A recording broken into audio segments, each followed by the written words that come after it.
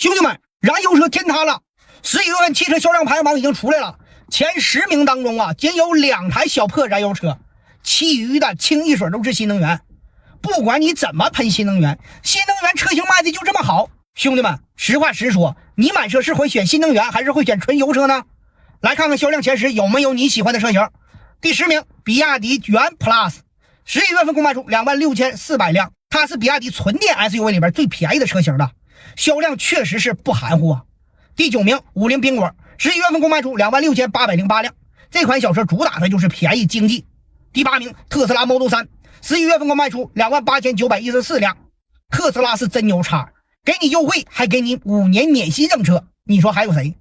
第7名，比亚迪海豹06，11月份共卖出29465辆，这款小车的外观真挺帅气，空间大，性价比高。第6名，大众的朗逸，11月份共卖出32125辆，朗逸新锐最低配 5.98 万起，真便宜，就算它是桑塔纳，这个价格也值了。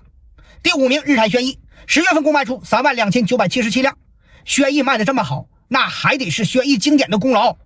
皮质抗皱省油座椅软都是它的优势。如果你要买车不知道应该怎么选，你可以打开懂车帝点击销量榜，就可以看到海洋汽车近期新车的真实销量排名，买车再也不怕被坑。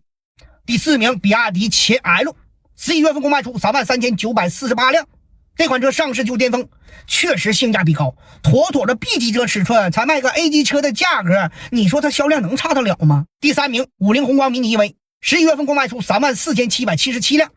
这款车呀没啥亮点，就是便宜。第2名，特斯拉 Model Y，11月份共卖出44576辆，电车啊这玩意儿还得看特斯拉，25万的一个起售价卖出这么些辆，电车这块啊那还得看特斯拉呀。还得是比亚迪海鸥，11月份共卖出56156辆，主打的就是便宜经济实惠，城市内代步首选车型，缺点就是不能跑长途。好了，以上就是11月份卖的最好的10款车型，燃油车仅有2款，难道燃油车真不行了吗？好了，问题来了，兄弟们，这10款车型当中，你最相中哪一款呢？